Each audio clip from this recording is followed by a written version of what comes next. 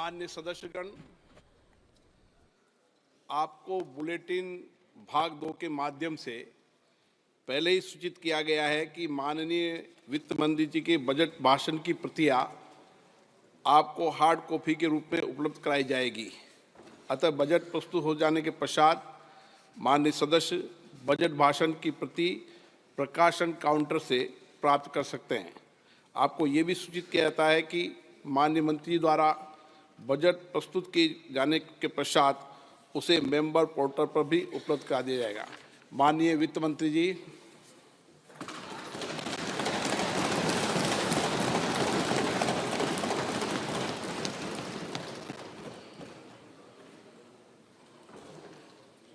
Honorable Speaker, I present the interim budget for 24-25.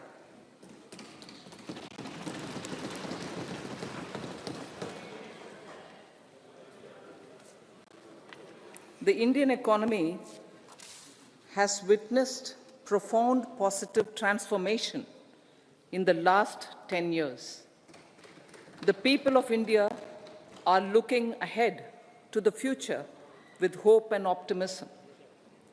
With the blessings of the people, when our government, under the visionary and dynamic leadership of Honorable Prime Minister Shri Narendra Modi, assumed office in 2014, the country was facing enormous challenges. With Sabka Saath, Sabka Vikas as its mantra, the government overcame those challenges in right earnest. Structural reforms were undertaken. Pro-people programs were formulated and implemented promptly. Conditions were created for more opportunities for employment and entrepreneurship. The economy got a new vigor.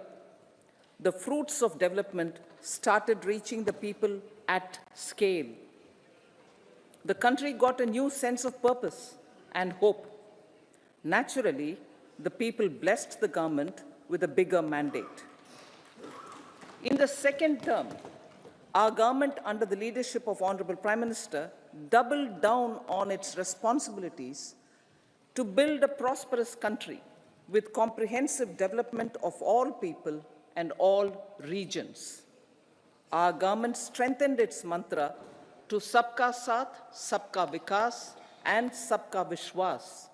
Our development philosophy covered all elements of inclusivity, namely social inclusivity through coverage of all strata of the society, and geographical inclusivity through development of all regions of the country. With the whole of nation approach of Sabka Prayas, the country overcame the challenges of once-in-a-century pandemic, took long strides towards Atmanirbhar Bharat, committed to Panch Pran, and laid solid foundations for the Amrit Kal. As a result, our young country has high aspirations, pride in its present, and hope and confidence for a bright future. We expect that our government, based on its stupendous work, will be blessed again by the people with a resounding mandate. Inclusive development and growth.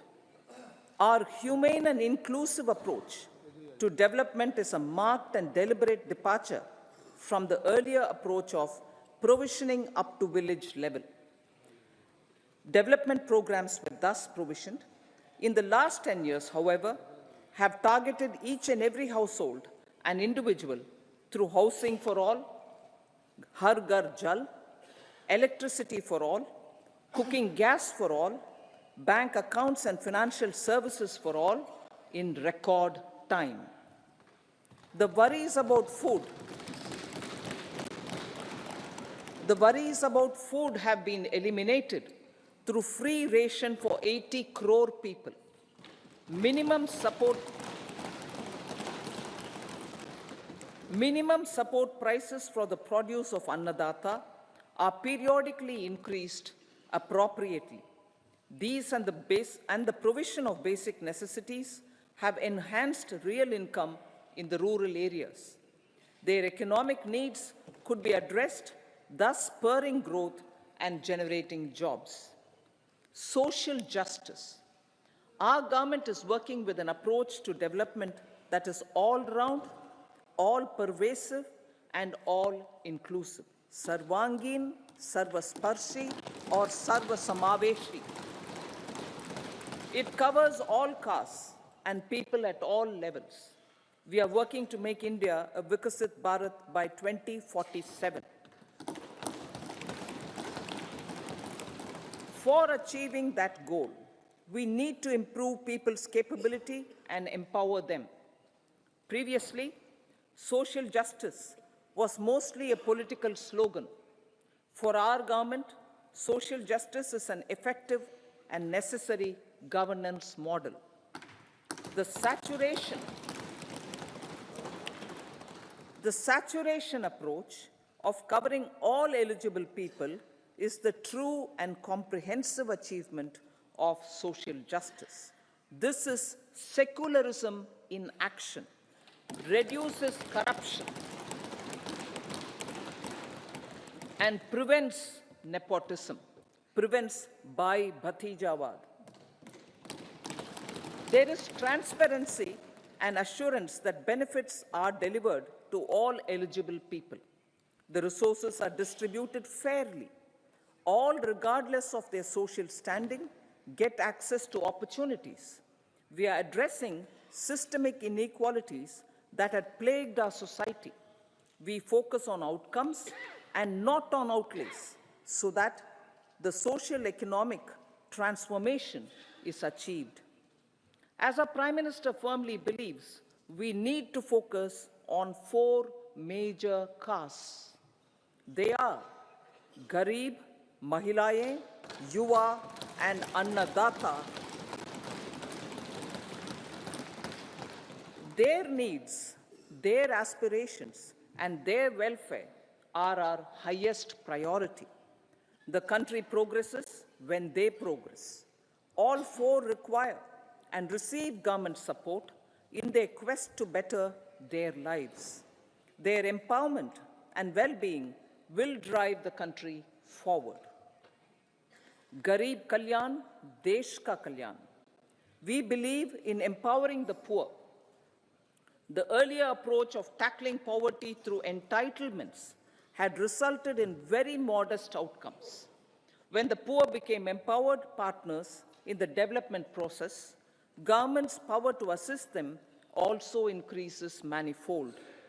With the pursuit of Sabka Saath, in these 10 years, the government has assisted 25 crore people to get freedom from multi-dimensional poverty.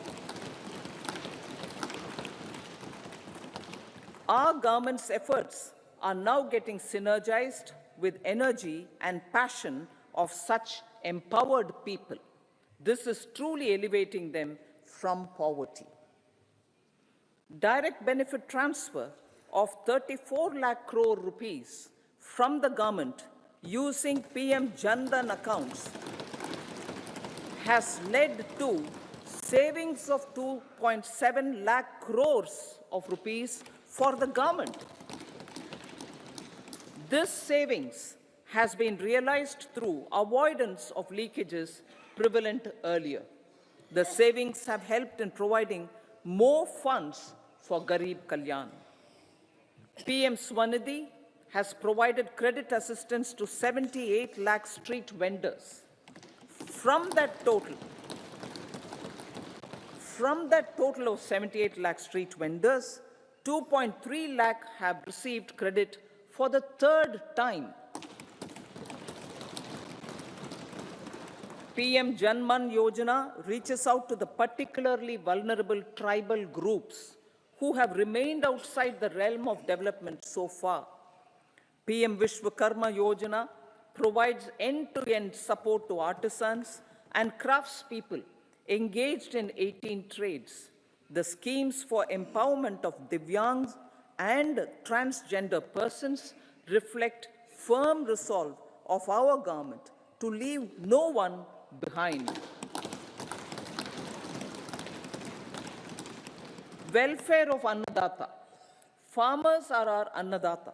Every year under PM Kisan Samman Yojana, direct financial assistance is provided to 11.8 crore farmers, including marginal and small farmers. Crop insurance is given to 4 crore farmers under PM Fasal Bima Yojana. These, besides several other programs, are assisting Annadata in producing food for the country and for the world. Electronic National Agricultural Market has integrated 1,361 mandis and is providing services to 1.8 crore farmers with trading volume of 3 lakh crores of rupees. The sector is poised for inclusive, balanced, higher growth and productivity. These are facilitated from farmer-centric policies, income support, coverage of risks through price and insurance support, promotion of technologies and innovations through startups. Empowering the Amrit PD, the Yuva. Our prosperity depends on adequately equipping and empowering the youth. The National Education Policy 2020 is ushering the transformational reforms. PM Schools for Rising India, PM Shri, are delivering quality teaching and nurturing holistic and well-rounded individuals. The Skill India mission has trained 1.4 crore youth, upskilled and reskilled 54 lakh youth, and established 3,000 new ITIs. A large number of institutions of higher learning, namely 7 IITs, 16 triple ITs, 7 IIMs, 15 AIMS, and 390 universities have been set up. PM Mudra Yojana has sanctioned 43 crore loans aggregating to 22.5 lakh crores of rupees for entrepreneurial aspirations of our youth. Besides that, Fund of Funds, Startup India, and Startup Credit Guarantee schemes are assisting our youth. They are also becoming Rozgar Data. The country is proud of our youth scaling new heights in sports. The highest ever medal tally in Asian Games and Asian Para Games in 2023 reflects a high confidence level.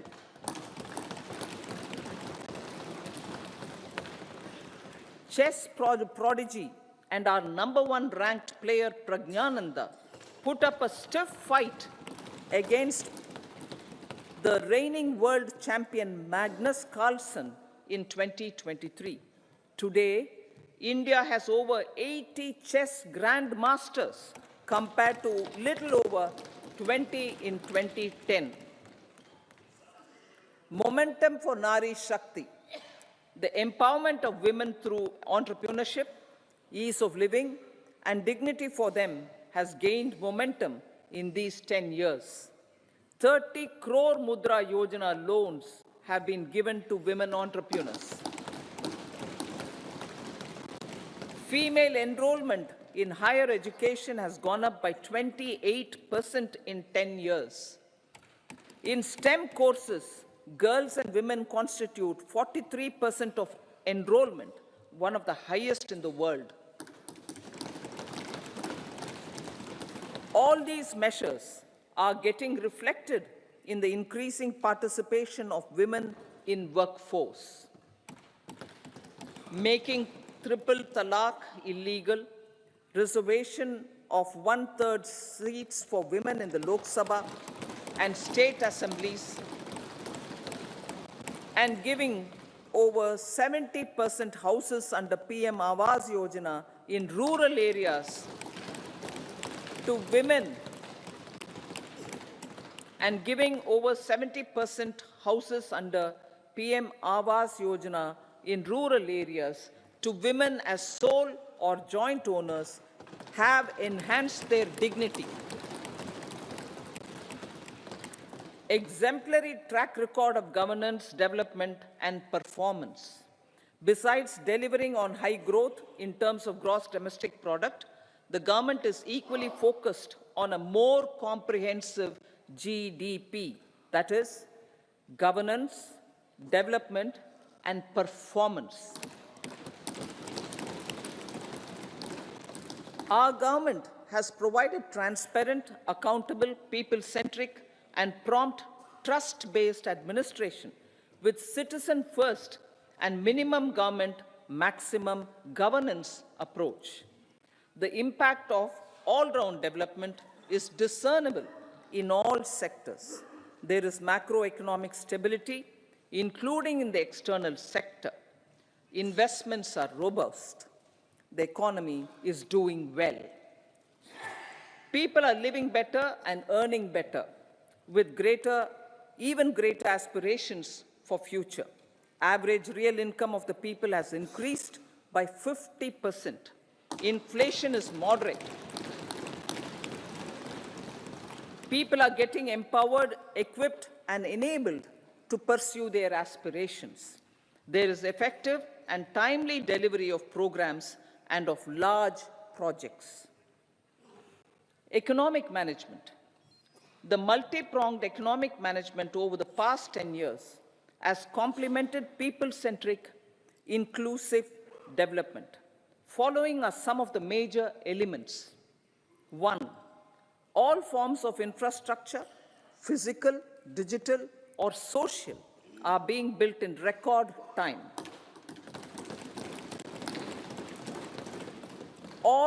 Number 2, all parts of the country are becoming active participants in economic growth.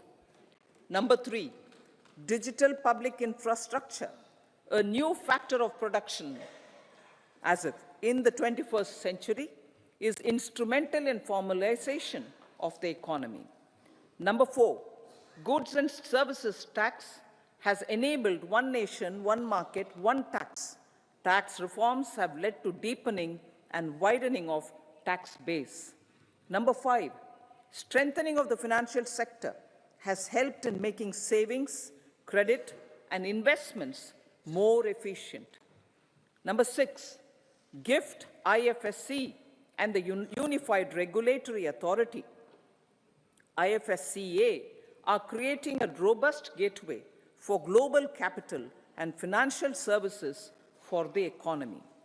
Number 7, proactive inflation management has helped keep inflation within the policy band. Now, the global context, Honorable Speaker, sir. Geopolitically, global affairs are becoming more complex and challenging with wars and conflicts. Globalization is being redefined with reshoring and friendshoring, disruption and fragmentation of supply chains, and competition for critical minerals and technologies. A new world order is emerging after the COVID pandemic. India assumed the G20 presidency during very difficult times for the world. The global economy was going through high inflation, high interest rates, low growth, very high public debt, low trade growth, and climate changes. The pandemic has led to a crisis of food, fertilizer, fuel, and finances for the world, while India successfully navigated its way. The country showed the way forward and built consensus on solutions for those global problems. The recently announced India-Middle East-Europe economic corridor is a strategic and economic game changer for India and others. In the words of Honorable Prime Minister, the corridor, and I quote, will become the basis of world trade for hundreds of years to come, and history will remember that this corridor was initiated on Indian soil, unquote. Vision for Vikasit Bharat.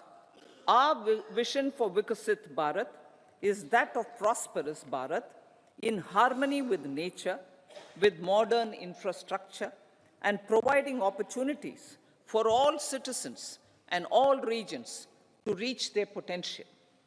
With confidence arising from strong and exemplary track record of performance and progress, earning Sabka Vishwas, the next 5 years will be years of unprecedented development and golden moments to realize the dream of developed India by 2047. The trinity of demography, democracy, and diversity backed by Sabka Prayas has the potential to fulfill aspirations of every Indian. As Honorable Prime Minister in his Independence Day address to the nation mentioned, I quote, "There is no dearth of opportunities, as many opportunities as we want. The country is capable of creating more opportunities. Sky is the limit," unquote. Strategy for Amrit Kal. Our government will adopt economic policies that foster and sustain growth, facilitate inclusive and sustainable development, improve productivity, create opportunities for all, help them enhance their capabilities, and contribute to generation of resources to power investments and fulfill aspirations. Guided by the principle, reform, perform, and transform, the government will take up next generation reforms and build consensus with the states and stakeholders for effective implementation. It is an important policy priority for our government to ensure timely and adequate finances, relevant technologies, and appropriate training for the micro, small, and medium enterprises, MSMEs, to grow and also compete globally. Orienting the regulatory environment to facilitate their growth will be an important element of this policy mix. Aligning with the Panchamrit goals, our government will facilitate sustaining high and more resource-efficient economic growth. This will work towards energy security in terms of availability, accessibility, and affordability. For meeting the investment needs, our government will prepare the financial sector in terms of size, capacity, skills, and regulatory framework. Aspirational Districts Program. Our government stands ready to assist the states in faster development of aspirational districts and blocks, including generation of ample economic opportunities. Development of the East. Our government will pay utmost attention to make the eastern region and its people a powerful driver of India's growth.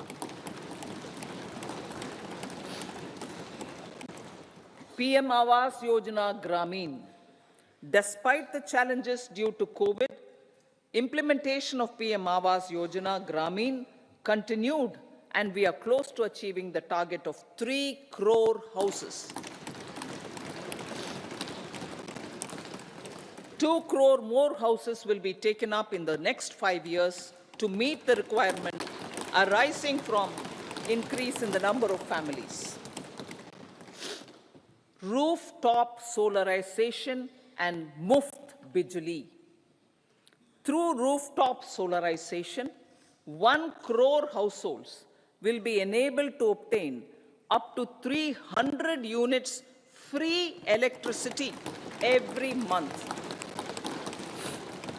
This scheme follows the resolve of Honorable Prime Minister on the historic day of consecration of Sri Ram Mandir in Ayodhya. Following benefits are expected.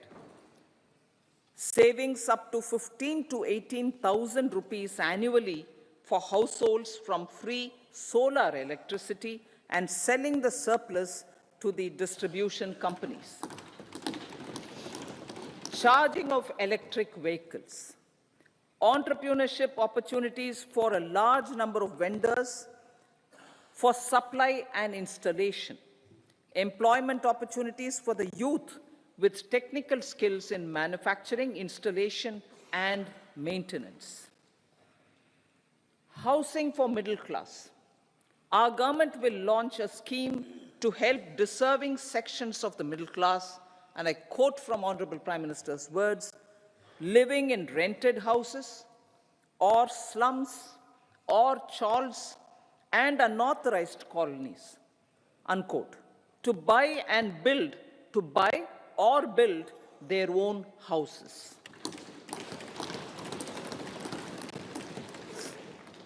Medical colleges. Several youth are ambitious to get qualified as doctors. They aim to serve our people through improved healthcare services.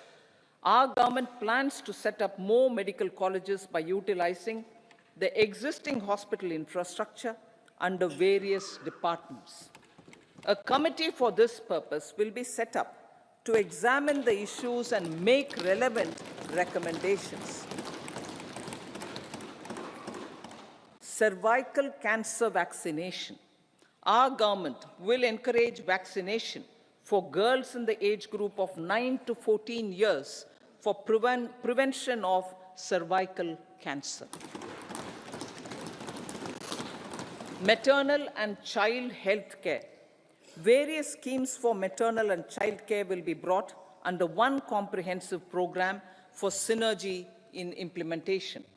Upgradation of Anganwadi centers under Saksham Anganwadi and Poshan 2.0 will be expedited for improved nutrition delivery, early childhood care, and development. The newly designed U-Win platform for managing immunization and intensified efforts of Mission Indradhanush will be rolled out expeditiously throughout the country. Ayushman Bharat. Healthcare cover under Ayushman Bharat scheme will be extended to all ASHA workers, to all Anganwadi workers and helpers. Agriculture and food processing. The efforts of value addition in agriculture sector and boosting farmers' incomes will be stepped up. Pradhan Mantri Kisan Sampada Yojana has benefited 38 lakh farmers and generated 10 lakh employment. Pradhan Mantri Formalization of Micro Food Processing Enterprises Yojana has assisted 2.4 lakh SHGs and 60,000 individuals with credit linkages. Other schemes are complementing the efforts for reducing post-harvest losses and improving productivity and incomes. For ensuring faster growth of the sector, our government will further promote private and public investment in post-harvest activities, including aggregation, modern storage, efficient supply chains, primary and secondary processing and marketing and branding.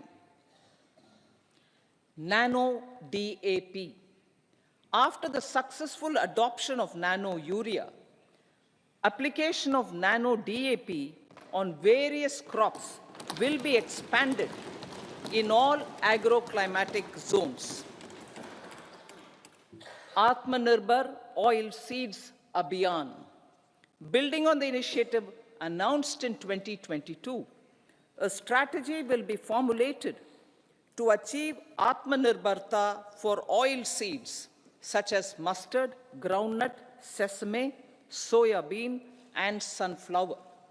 This will cover research for high-yielding varieties, widespread adoption of modern farming techniques, market linkages, procurement, value addition, and crop insurance. Dairy development. A comprehensive program for supporting dairy farmers will be formulated. Efforts are already on to control foot and mouth disease, India is the world's largest milk producer with India is the world's largest milk producer, but with low productivity of milch animals. The program will be built on the success of existing schemes such as Rashtriya Gokul Mission, National Livestock Mission, and infrastructure development funds for dairy processing and animal husbandry. Matsya Sampada. It was our government which set up a separate department for fisheries, realizing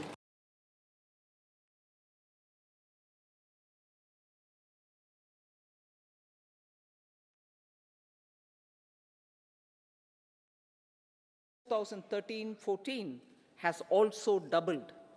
Implementation of Pradhan Mantri Matsya Sampada Yojana will be stepped up to 1. Enhance aquaculture productivity from existing 3 to 5 tons per hectare. 2. Double exports to 1 lakh crore rupees. And 3. Generate 55 lakh employment opportunities in the near future. 5 integrated aqua parks will also be set up. Lakpati Didi.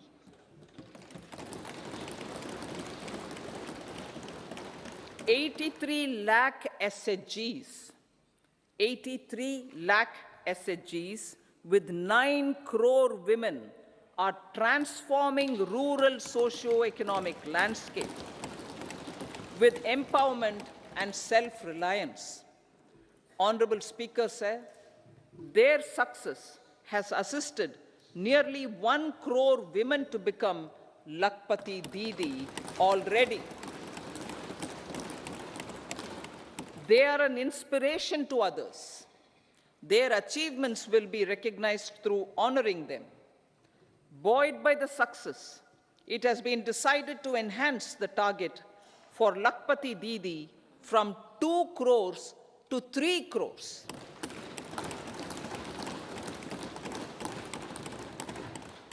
Technological changes, new age technologies, and data are changing the lives of people and businesses. They are also enabling new economic opportunities and facilitating provision of high-quality services at affordable prices for all, including those at the bottom of the pyramid. Opportunities for India at the global level are expanding. India is showing solutions through innovation and entrepreneurship of its people. Research and innovation for catalyzing growth, employment, and development. Prime Minister Lal Bahadur Shastri gave the slogan of Jai Jawan, Jai Kisan. Prime Minister Vajpayee, Atal Bihari Vajpayee ji, made that Jai Jawan, Jai Kisan, Jai Vigyan. Prime Minister Modi has furthered that to Jai Jawan, Jai Kisan, Jai Vigyan, and Jai Anusandhan, as innovation is the foundation of development. For our tech-savvy youth, this will be a golden era. A corpus of 1 lakh crore rupees will be established with 50-year interest-free loan provided. The corpus will provide long-term financing or refinancing with long tenors and low or nil. I repeat that sentence. The corpus will provide long-term financing or refinancing with long tenors and low or nil interest rates. This will encourage the private sector to scale up research and innovation significantly in sunrise domains. We need to have programs that combine the powers of our youth and technology. A new scheme will be launched for strengthening deep tech technologies for defense purposes and expediting Atmanirbharta.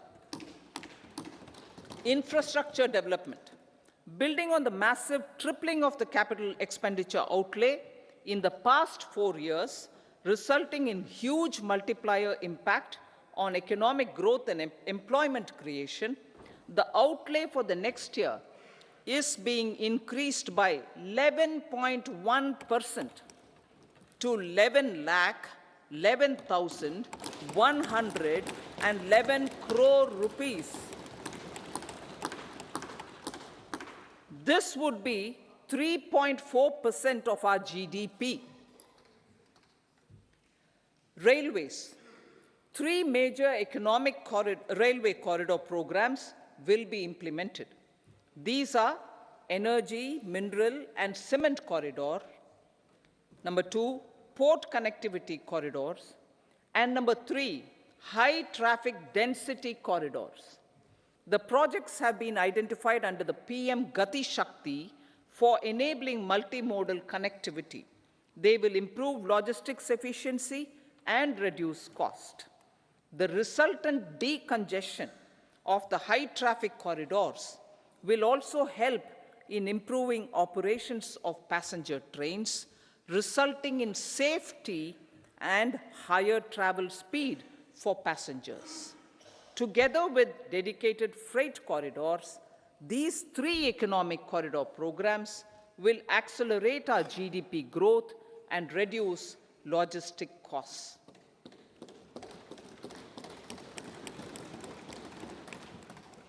$40,000 normal rail bogies will be converted to Vande Bharat standards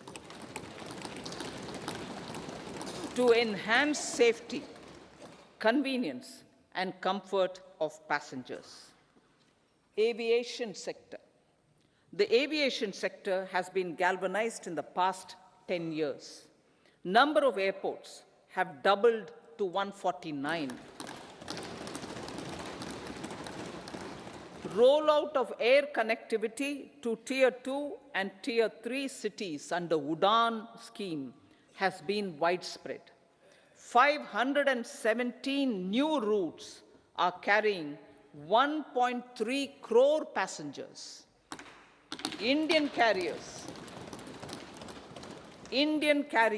have proactively placed orders for over 1,000 new aircrafts. Expansion of existing airports and development of new airports will continue expeditiously.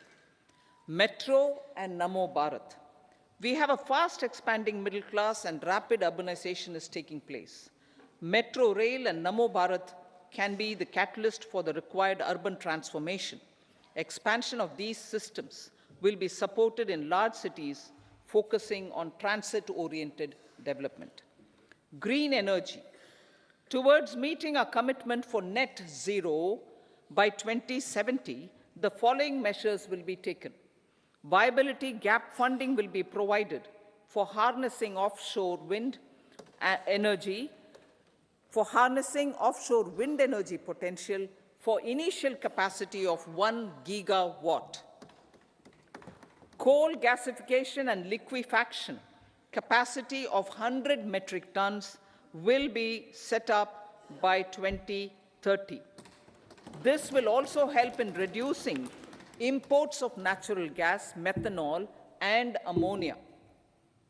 Phased mandatory blending of compressed biogas in compressed natural gas for transport and piped natural gas for domestic purposes will be mandated.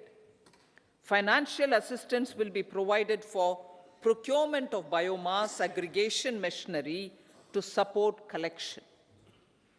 Electric vehicle ecosystem. Our government will expand this and strengthen the e-vehicle ecosystem by supporting manufacturing and charging infrastructure. Greater adoption of e-buses for public transport networks will be encouraged through payment security mechanism. Biomanufacturing and biofoundry. For promoting green growth, a new scheme of biomanufacturing and biofoundry will be launched. This will provide environment-friendly alternatives such as biodegradable polymers, bioplastics, biopharmaceuticals, and bioagri inputs. This scheme will also help in transforming today's consumptive manufacturing paradigm to the one based on regenerative principles. Blue Economy 2.0. For promoting climate resilient activities for Blue Economy 2.0, a scheme for restoration and adaptation measures and coastal aquaculture and mariculture with integrated and multi-sectoral approach will be launched. Comprehensive development of tourist centers. The success of organizing G20 meetings in 60 places presented diversity of India to global audience. Our economic strength has made the country an attractive destination for business and conference tourism. Our middle class also now aspires to travel and explore. Tourism, including spiritual tourism, has tremendous opportunities for local entrepreneurship. States will be encouraged to take up comprehensive development of iconic tourist centers, branding and marketing them at global scale.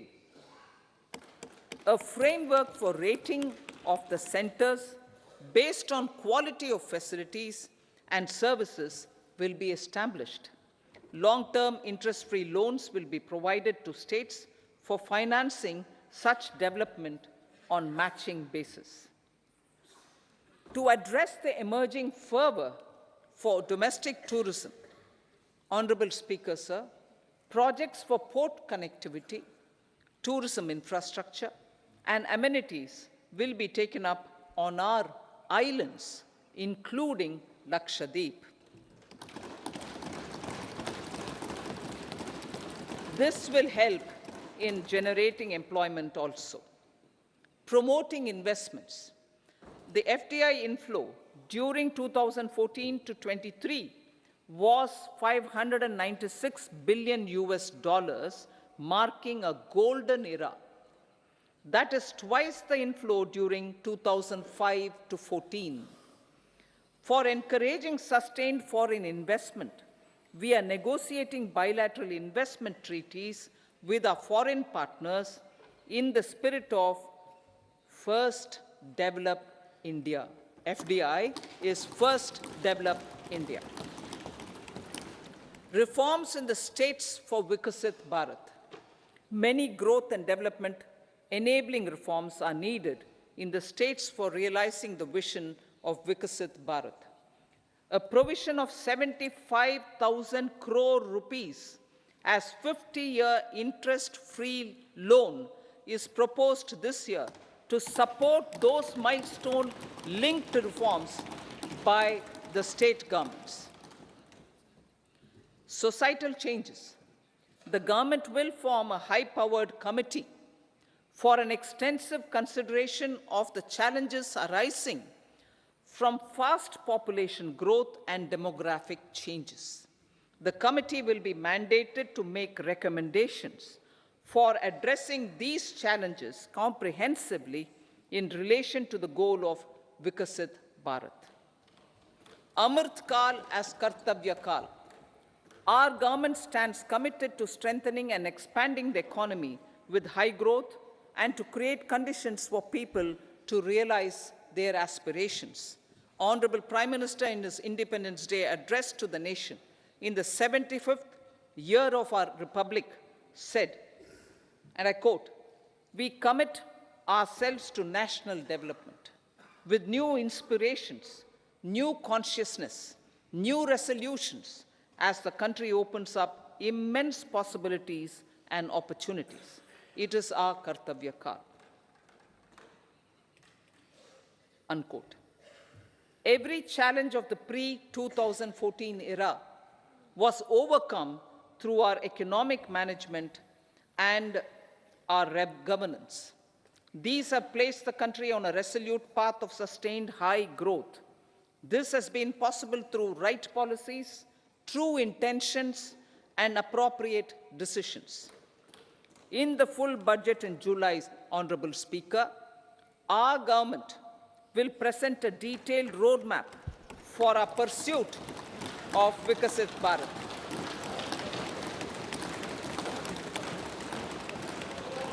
Revised estimates of 2023-24. The revised estimate of the total receipts other than borrowings is 27.56 lakh crores of rupees, of which the tax receipts are 23.24 lakh crore rupees. The revised estimate of total expenditure is 44.90 lakh crore rupees. The revenue receipts at 30.03 lakh crore rupees are expected to be higher than the budget estimate, reflecting strong growth momentum and formalization in the economy. The revised estimate of the fiscal deficit is 5.8% of GDP, improving on the budget estimate, notwithstanding moderation in the nominal growth estimates. Budget estimates for 2024-25. Coming to the year 2024-25, the total receipts other than borrowings and total expenditure are estimated at 30.80 and 47.66 lakh crore rupees respectively. The tax receipts are estimated at 26.02 lakh crore rupees. The scheme of 50-year interest-free loan for capital expenditure to states will be continued this year with an outlay of 1.3 lakh crore rupees. We continue on the path of fiscal consolidation, as announced in my budget speech of 2021-22, to reduce fiscal deficit below 4.5% by 25-26. The fiscal deficit in 2024-25 is estimated to be 5.1% of GDP, adhering to that path. So the gross and net market borrowings through dated securities during 24-25 are estimated at 14.13 lakh crore rupees and 11.75 lakh crore respectively. Both will be less than that in 23-24. Now that the private investments are happening at scale, the lower borrowings by the central government will facilitate larger availability of credit for the private sector. Vote on account. I'll be seeking vote on account approval of the Parliament through the appropriation bill for a part of the financial year 2024-25. I will now move to Part B. Honorable Speaker, sir, over the last 10 years, the direct tax collections have more than trebled and the return filers swelled 2.4 times.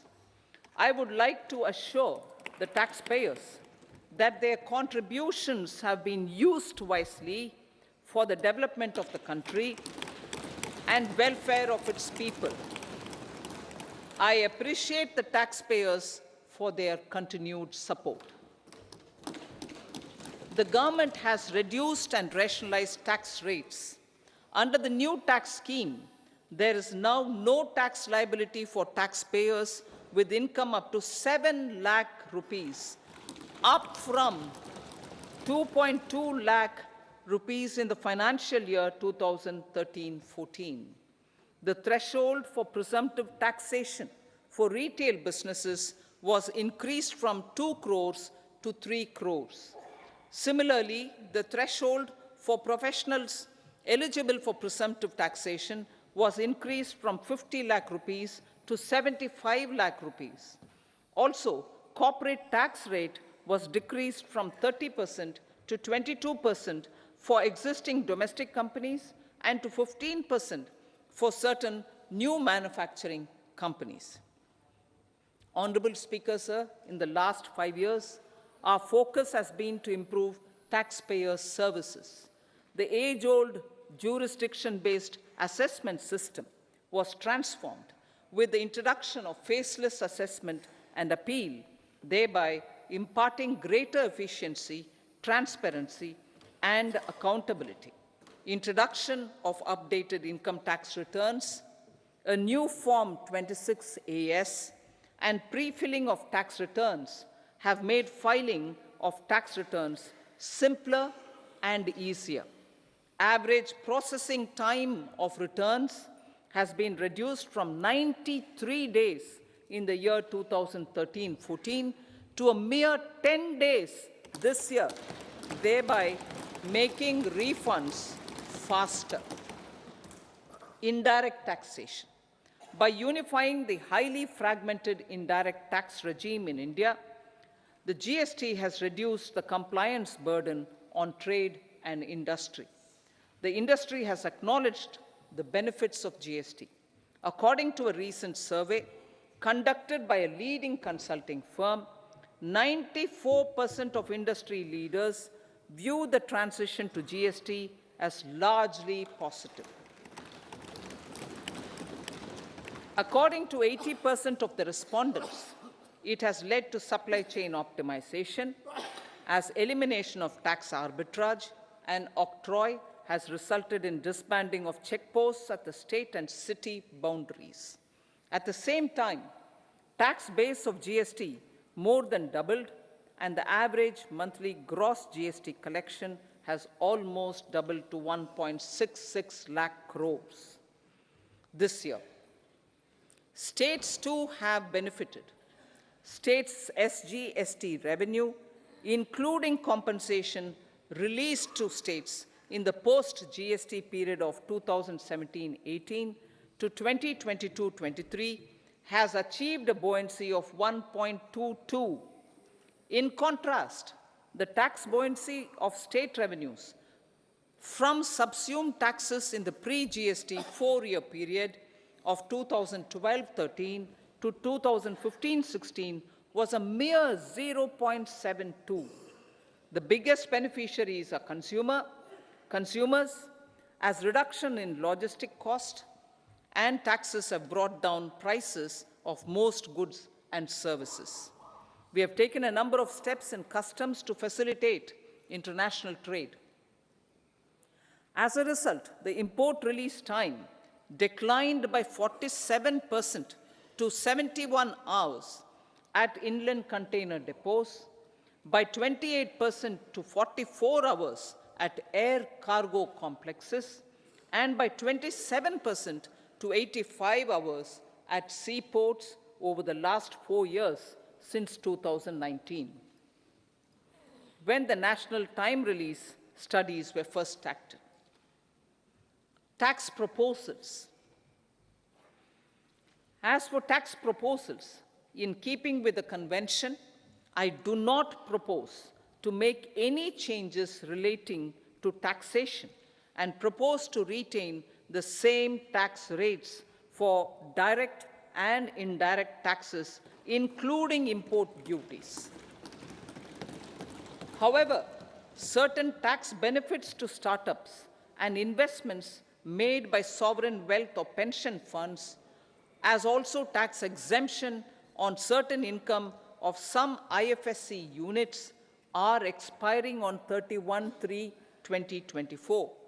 To provide continuity in taxation, I propose to extend the date to 31/3/2025. Moreover, in line with our government's vision to improve ease of living and ease of doing business, I wish to make an announcement to improve taxpayer services. There are a large number of petty, non-verified, non-reconciled, or disputed direct tax demands, many of them dating as far back as 1962, which continue to remain on the books, causing anxiety to honest taxpayers and hindering refunds of subsequent years. Honorable Speaker, sir, I propose to withdraw such outstanding direct tax demands up to 25,000 rupees pertaining to the period up to financial year 2009-10 and up to 10,000 rupees for financial years 2010-11 to 2014-15. This is expected to benefit about 1 crore taxpayers. 1 crore taxpayers would benefit out of this. Economy then and now. In 2014, when our government assumed the reins, the responsibility to mend the economy step by step and to put the governance systems in order was enormous. The need of the hour was to give hope to the people, to attract investments, and to build support for the much-needed reforms. The government did that successfully, following a strong belief of nation first. The crisis of those years has been overcome, and the economy has been put firmly on a high, sustainable growth path with all-round development. It is now appropriate to look at where we were then. I repeat, it is now appropriate to look at where we were then till 2014 and where we are now, only for the purpose of drawing lessons from the mismanagement of those years. The government will lay a white paper on table of the House.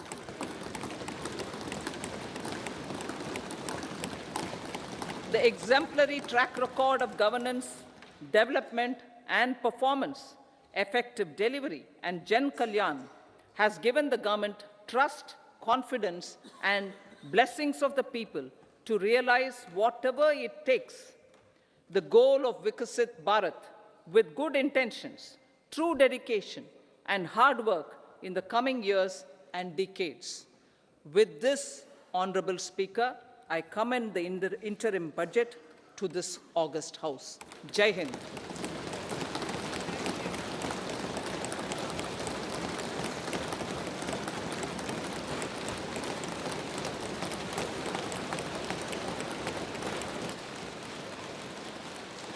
Item number 2 Shrimati Nirmala Sitharaman ji.